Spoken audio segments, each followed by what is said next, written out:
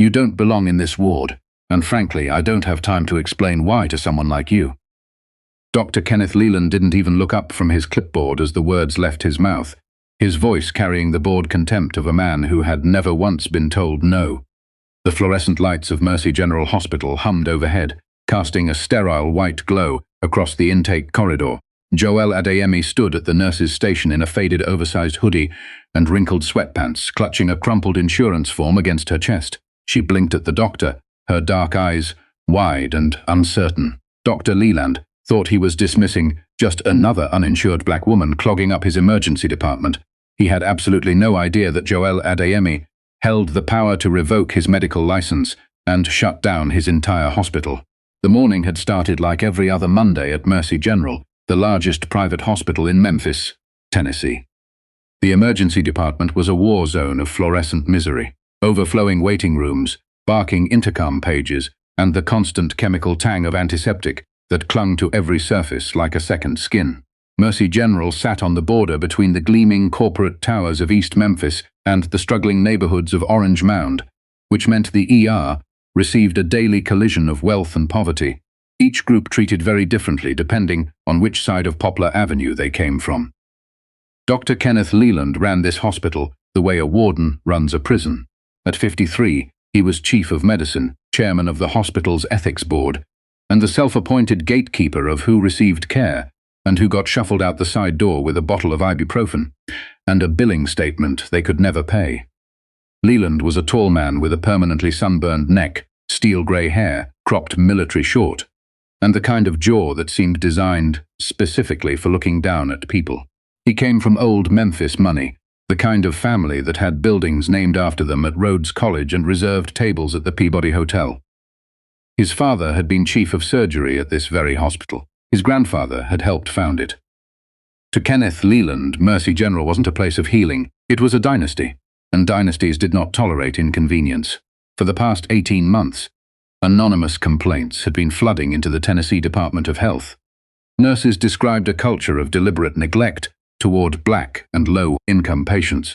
Former residents reported being ordered to discharge minority patients prematurely to free up beds for private pay admissions. One whistleblower, a young phlebotomist who had since been fired, provided internal emails showing that Leland had personally directed staff to deprioritize uninsured patients in the triage queue, effectively sorting human beings by the thickness of their wallets.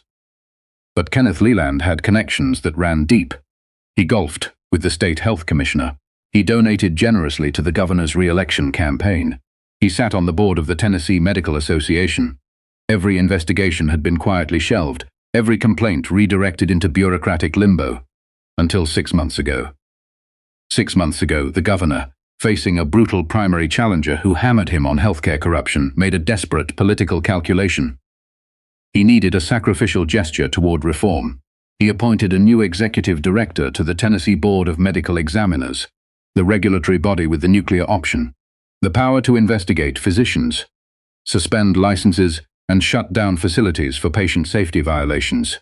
The appointment sent shockwaves through the state's medical establishment.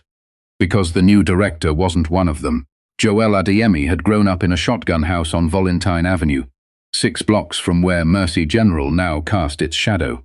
She was the daughter of a Nigerian immigrant nurse and a Memphis sanitation worker. She had watched her mother work double shifts at this very hospital, watched her come home with her feet swollen and her spirit beaten down by men exactly like Kenneth Leland. Joelle had taken that fury and forged it into a weapon. Full scholarship to Fisk University, medical degree from Meharry, masters in public health from Johns Hopkins, a decade as a federal investigator for the Office of Inspector General, where she had personally dismantled 3 fraudulent hospital networks and sent 2 administrators to federal prison. She was methodical, she was relentless, and she had a very personal score to settle with the culture that men like Kenneth Leland had built. But Joelle understood something that bureaucrats rarely did. Paper investigations produced paper results. If she wanted to expose the rot at Mercy General, she needed to see it with her own eyes. She needed to walk through those doors not as a regulator in a blazer, but as the kind of person Leland's system was designed to fail. Which is why, on a humid Monday morning in August, Joelle Adeyemi stood in the emergency department of Mercy General Hospital, wearing clothes she had bought at a Goodwill on Lamar Avenue. The hoodie was 2 sizes too large. The sweatpants had a small bleach stain on the left thigh. She wore beaten-up Nikes with no socks and had removed her wedding ring, her watch, and every trace of the authority she carried. She had pulled her lokes back into a loose, messy ponytail and deliberately left her intake forms half completed, with just enough missing information to trigger the kind of bureaucratic friction that separated insured patients from uninsured ones. She presented at the triage desk at 7:42 in the morning with a complaint of persistent abdominal pain and shortness of breath, symptoms she had carefully chosen because they required, by federal EMTALA regulations, a mandatory medical screening examination regardless of ability to pay. Any hospital that turned away a patient presenting with those symptoms was committing a federal violation. The triage nurse, a tired woman named Phyllis with reading glasses perched on her forehead, glanced at the incomplete forms and sighed. "Honey, you didn't fill out your insurance section. Do you have a card?" "I think I left it at home," Joelle said, letting her voice carry a thin edge of anxiety. "I've been having this pain for 3 days. It's getting worse. I just need someone to look at me." Phyllis gave her a sympathetic but weary look, expression of someone who had seen this exact scenario play out 1,000 times. She typed something into the computer, stapled a yellow form to Joelle's paperwork, and pointed toward the waiting area. "Have a seat. It might be a while." It was a while. Joelle sat in that waiting room for 4 hours and 17 minutes. She watched white patients with less urgent complaints get back within 45 minutes. She watched a well-dressed man with a cough get personally escorted to a private examination room by a nurse who called him Mr. Harrison. She watched a young black mother with a feverish toddler ask 3 separate times when they would be seen, only to be told each time that the department was very busy today. The mother's toddler was eventually seen after 5 hours. Joelle noted everything: times, the color-coded forms, white for insured, yellow for uninsured, a sorting system hidden in plain sight. At 12:03 in the afternoon, Joelle was finally called back, not to an examination, but to a curtained-off overflow area in the hallway, wedged between a supply cart and an empty wheelchair. A harried resident, who introduced himself as Dr. Pratt, checked her vitals with visible impatience. He didn't make eye contact. He asked her 3 questions, listened to her chest for approximately 8 seconds, and scribbled something on a clipboard. "Probably just acid reflux. I'll write you a script for omeprazole. You can fill it at the pharmacy on your way out." Joelle knew this was medically negligent. Her presented symptoms, if real, would require at minimum an abdominal examination, blood work, and potentially imaging. An 8-second stethoscope check and an antacid prescription was not a medical screening examination. It was a brush-off. "I'm sorry," Joelle said, keeping her voice small and uncertain, "but the pain is really bad. Right here." She pressed her hand against her lower right abdomen. "Could it be something more serious? I'm worried it might be my appendix or something." Dr. Pratt finally looked at her. His eyes drifted over her hoodie, her sweatpants, her lack of insurance card. He let out a breath through his nose. "Look, if you want a full workup, you're going to need to go through your primary care physician.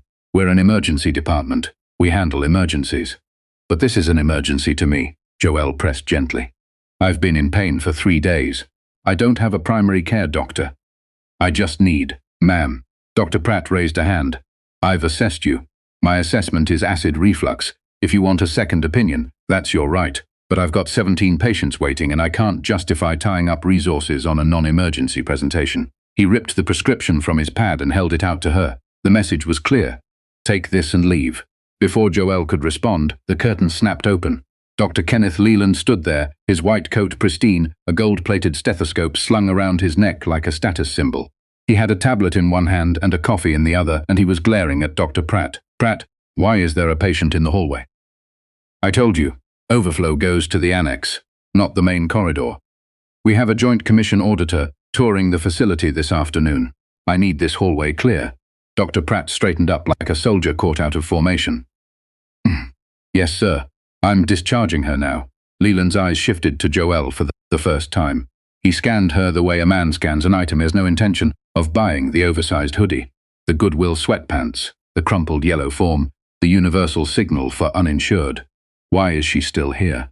Leland asked, his voice dropping to that particular register of disgust that powerful men reserve for people they consider beneath the effort of politeness. She's been here since this morning. Did anyone actually order labs? No, sir, Pratt said. Presentation was consistent with. Leland held up a hand, silencing him. He turned fully to Joelle, his lip curled. Miss, he said, drawing out the word, like it was an accusation. This is a hospital, not a shelter. If you have a legitimate medical complaint, you need to come back with proper documentation. An insurance card, a valid ID, something that tells me you're not just here to take up space on a busy Monday. Joelle's fingers tightened around the crumpled forms in her hand. She kept her expression open, vulnerable, slightly confused, the exact face of a woman who didn't know her rights. I do have a complaint, sir. I've had pain in my stomach for 3 days. I just wanted someone to check. Leland stepped closer, lowering his voice to a sharp, condescending whisper that was still loud enough for the surrounding nurses to hear. Let me explain how this works, sweetheart. Because I can see from your paperwork that nobody has explained basic health care to you. This hospital runs on resources. Resources cost money. Money comes from patients who have insurance. When people like you come in here with vague complaints and no ability to pay, you take resources away from people who actually need them. Do you understand what I'm saying? I'm not running a charity. The hallway went quiet. 2 nurses at the station behind Joelle exchanged a look. Dr. Pratt stared at the floor. Nobody said a word. People like me, Joelle repeated softly. People who abuse the system, Leland clarified, though the subtext of his original meaning hung in the air like a bad smell. Every Monday, same story. You all come in here from God knows where, clog up my ER, and expect a free ride. Then you wonder why healthcare costs are out of control in this country. He reached past her and snatched the yellow form from her hand. He glanced at it, flipped it over and shook his head with theatrical exasperation. You didn't even finish filling this out. You don't have an address listed. You don't have emergency contacts. You don't have insurance. He waved the paper at her like a man Scolding a dog. This isn't a form. This is a waste of my staff's time. Sir, I just need to be examined, Joelle said, her voice steady beneath its artificial quiver. I believe the law requires the law. Leland interrupted her with a sharp laugh, looking over at Dr. Pratt with a conspiratorial smirk. She believes the law requires. Outstanding. He turned back to Joelle, pointing a finger at her chest. Let me tell you what the law actually requires, young lady. It requires me to stabilize patients in a genuine medical emergency. Acid reflux is not an emergency. Dr. Pratt has assessed you and given you a prescription.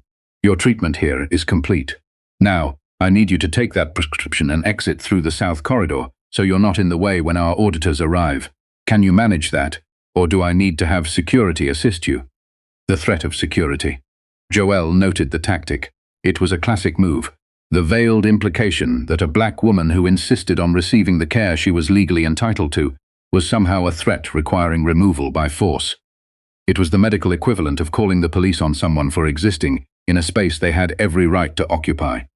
But Joelle did not leave. She didn't raise her voice. She didn't argue. She simply stood there, her hands folded in front of her, and asked one quiet question. Dr. Leland, is there a specific medical reason you're declining to perform a full screening examination, or is it based on something else? Leland's face went a shade of crimson, usually reserved for cardiac events. He set his coffee down on the supply cart with a sharp crack. Excuse me, I'm asking whether the decision to discharge me without an abdominal exam, blood work or imaging is based on a clinical assessment, or on the fact that I don't have insurance. I want to make sure I understand. For my own records, the hallway had become a tomb. Every nurse, every orderly, every patient within earshot had stopped moving. Dr. Pratt looked like he wanted to dissolve through the linoleum. Leland stepped so close to Joelle that she could smell the coffee on his breath. His voice was a low, trembling hiss.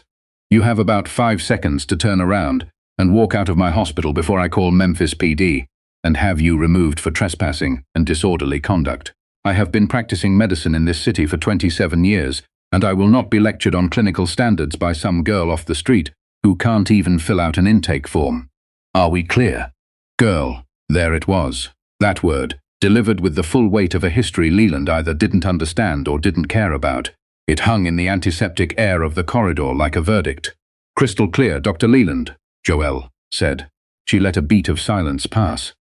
Then she reached into the pocket of her hoodie, pulled out a small black notebook, and jotted something down with a pen she had hidden in her sleeve. She looked up at the security camera mounted on the ceiling above the nurse's station. The red light blinked steadily. "Thank you for your time," she said. She picked up her crumpled forms, tucked them into her hoodie pocket, and walked slowly toward the exit. She did not hurry. She did not flinch. She walked like a woman who had gotten exactly what she came for. Leland watched her go, straightening his white coat with an irritated tug. "Pratt, next time, get them processed and out faster. I want that hallway clear in 30 minutes. "Yes, sir," Pratt whispered. Leland picked up his coffee and walked toward the elevator, already thinking about lunch, the Joint Commission audit, the new surgical wing proposal, his keynote address at the Southern Medical Conference next month, where he would receive a Lifetime Achievement Award. He was at the peak. There was nowhere to go but higher. He did not notice the two nurses at the station whispering urgently to each other.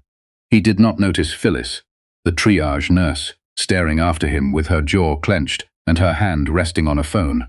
And he certainly did not notice the small, deliberate smile that crossed Joelle Adeyemi's face as she stepped through the automatic doors into the brutal Memphis heat.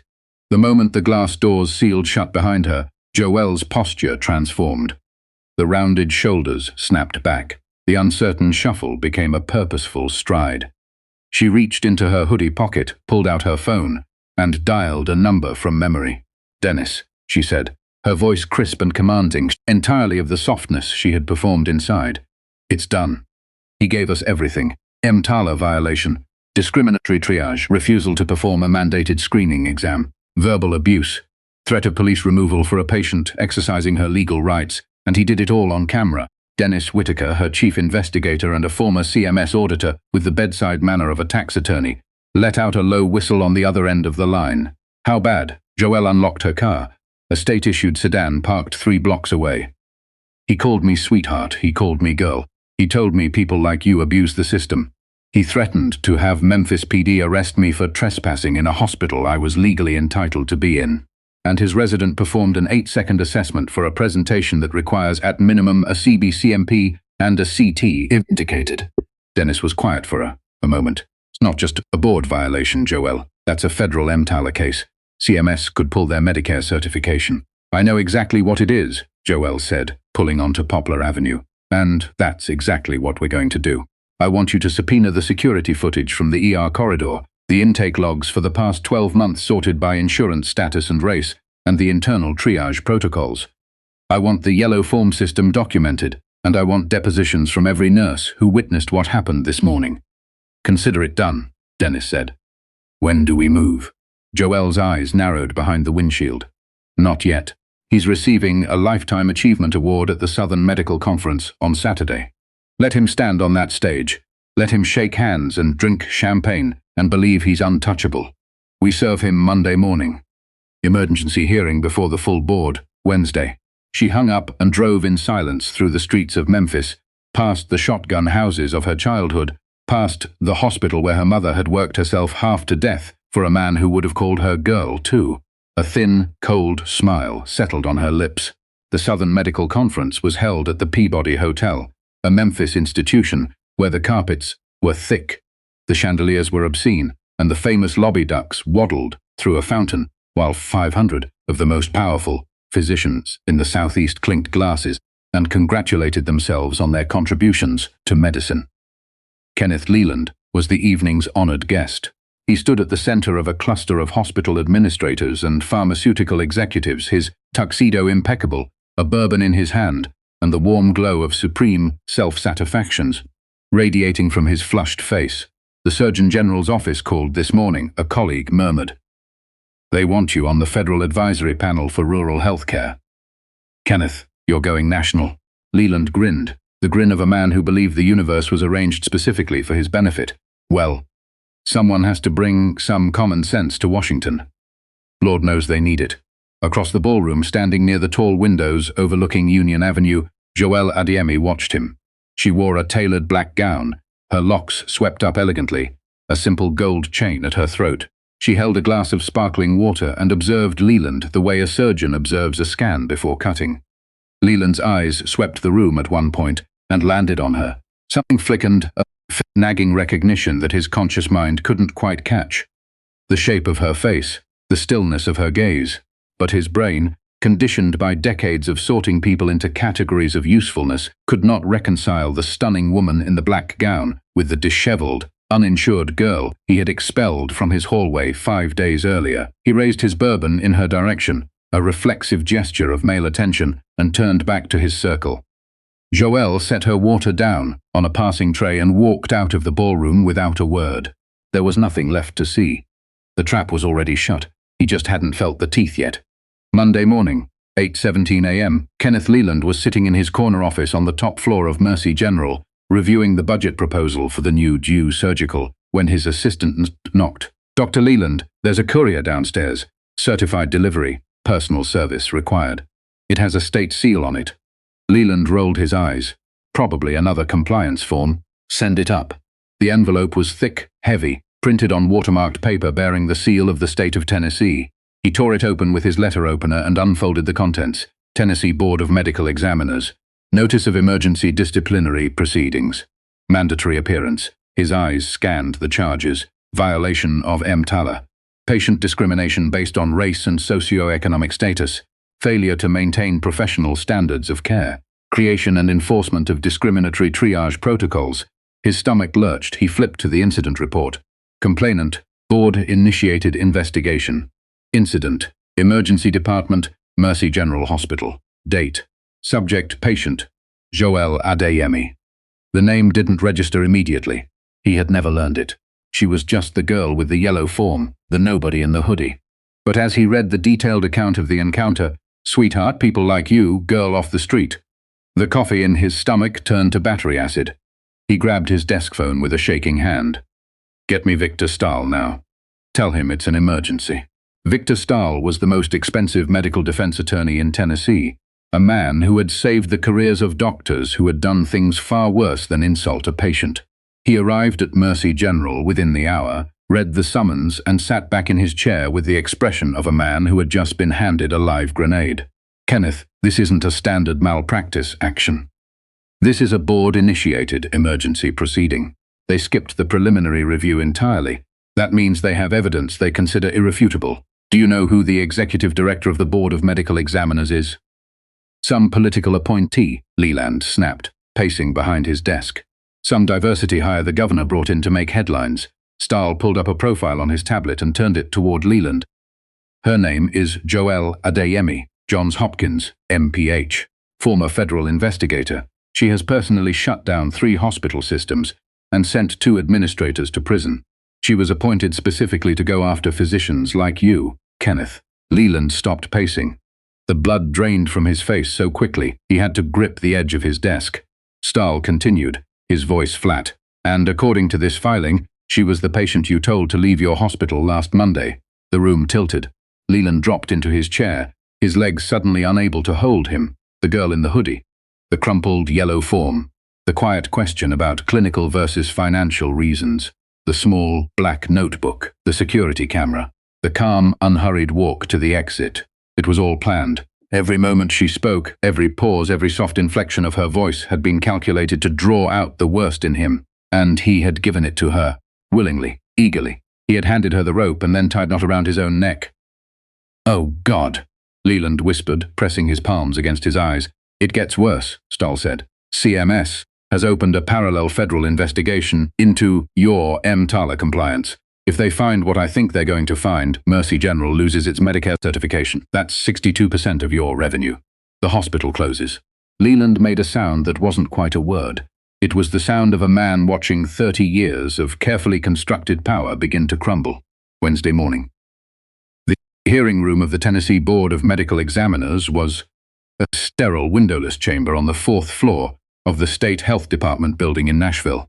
The long curved bench where the 7 board members sat was elevated, deliberate, designed to make the respondent feel small.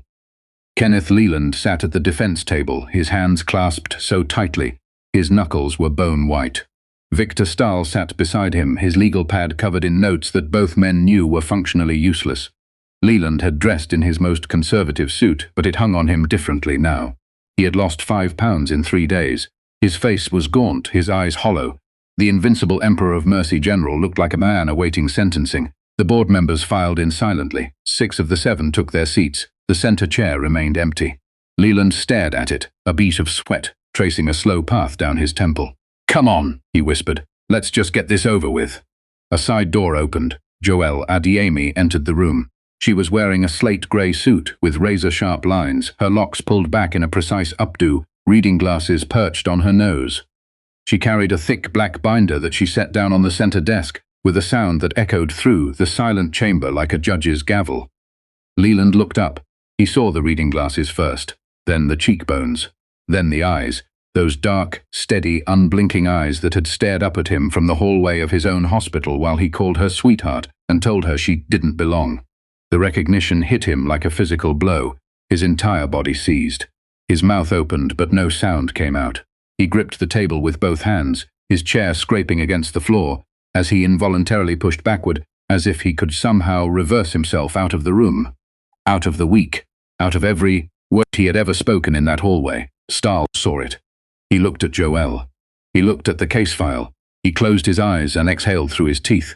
They were finished, and both men knew it. Joelle Adiemi sat down, opened her binder, and pressed the microphone button. She did not smile. She did not gloat. She simply looked at the trembling man in the expensive suit and began. "Good morning. This emergency hearing of the Tennessee Board of Medical Examiners is now in session. We are here to address formal disciplinary charges against Dr. Kenneth Leland, Chief of Medicine at Mercy General Hospital, Memphis." Leland tried to speak. His voice came out fractured, barely audible. "Director Adeyemi, I had no idea who." Joelle cut him off, her voice quiet but carrying the weight of absolute authority. "You had no idea who I was. That is precisely the point, Dr. Leland. Is it your position that a patient's right to a medical screening examination is contingent upon their identity? That you would have treated me differently had you known I held this office? No, that's not what because the Federal Emergency Medical Treatment and Labor Act does not contain an exception for patients you deem unworthy of your time." Joelle picked up a sheet of paper. She began reading from the authenticated security footage transcript. Every word Leland had spoken in that hallway was reproduced with surgical precision, stripped of the bustling hospital noise that had surrounded it, laid bare under the fluorescent silence of the hearing room. This hospital runs on resources. Resources cost money. When people like you come in here with vague complaints and no ability to pay, you take resources away from people who actually need them. She paused. She looked at him. She continued, "Another WebMD scholar. Let me tell you what the law actually requires, young lady." Another pause. "Some girl off the street who can't even fill out an intake form." Every sentence landed like a closed fist. The board members stared at Leland with undisguised revulsion. One of them, an older woman with silver hair, removed her glasses and rubbed her eyes, as if trying to unsee what she was hearing. Joelle set the transcript down. "This board has also reviewed the 12-month intake data from Mercy General's emergency department. Patients classified under the yellow form system.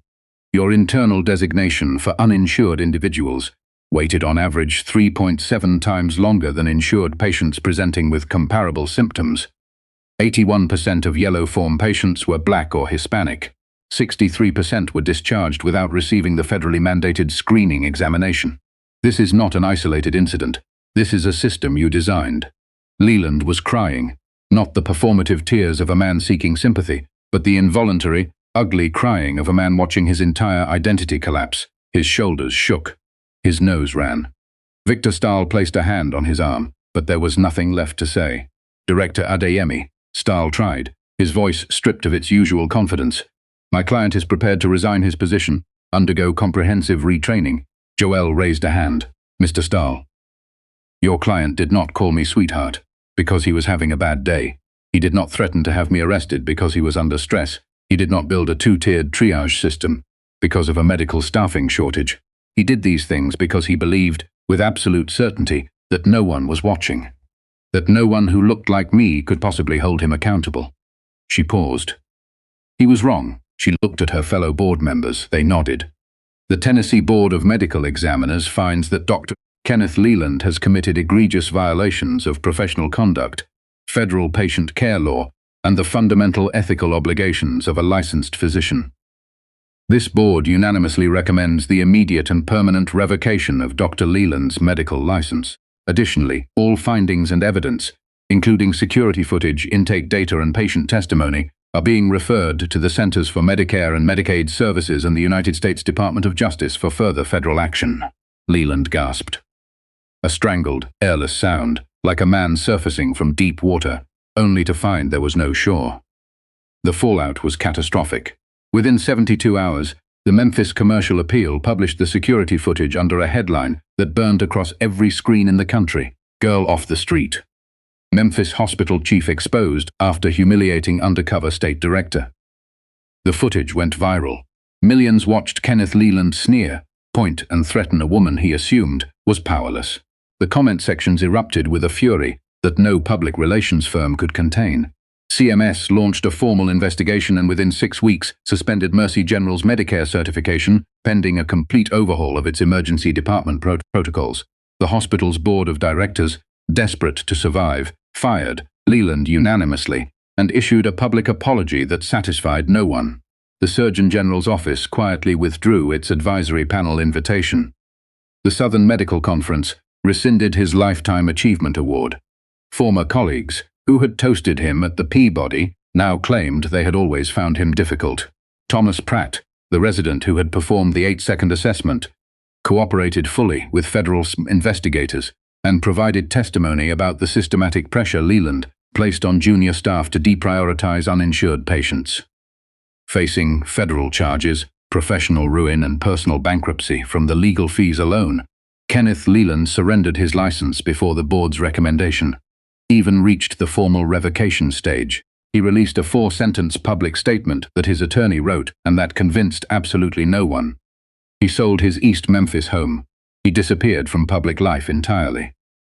3 months later, Joelle Adeyemi stood at the window of her office in Nashville, looking out at the Cumberland River. The stack of new complaint files on her desk was tall. There was so much work left to do. Dennis Whitaker appeared in her doorway, holding 2 coffees. Heard Leland tried to get a consulting job with a hospital network in Florida, Dennis said, handing her a cup. They Googled him. Interview lasted about 4 minutes. Joelle took the coffee but didn't smile. She never took pleasure in destruction. She took it in correction. Kenneth Leland had spent 27 years believing that the people in his waiting room were sorted into those who mattered and those who didn't, and that he was the one who got to decide which was which. He had never once considered the possibility that the woman in the faded hoodie, the one he dismissed as a girl off the street, might be the one person in the state of Tennessee with the authority and the will to end everything he had built. Sometimes accountability doesn't arrive in a courtroom. Sometimes it arrives in a crumpled yellow form, a pair of scuffed Nikes, and a woman who has been watching from the very beginning, waiting for arrogance to do what arrogance always does, reveal itself completely, without ever suspecting that anyone who matters is paying attention. Joelle set down her coffee, picked up the next file, and got back to work. There were still patients being turned away. There were still hallways where the wrong word was spoken to the wrong person, and no one with power was there to hear it. But that was changing. One hospital at a time, one man at a time, that was changing. And that is the true-to-life story of how one powerful doctor's ego blinded him to the woman who would tear his empire apart. Dr. Leland believed he was the most important person in every room he entered. But he learned the hardest way possible that real power doesn't wear a white coat, and karma doesn't always announce itself at the door. If this story of absolute justice gave you chills, smash that like button. It genuinely helps the channel grow. Share this with someone who needs to hear that arrogance never wins in the end. Subscribe and hit the bell so you never miss another story. What would you have done if you were in Joelle's position? Drop it in the comments. Thank you so much for watching, and we will see you in the next one.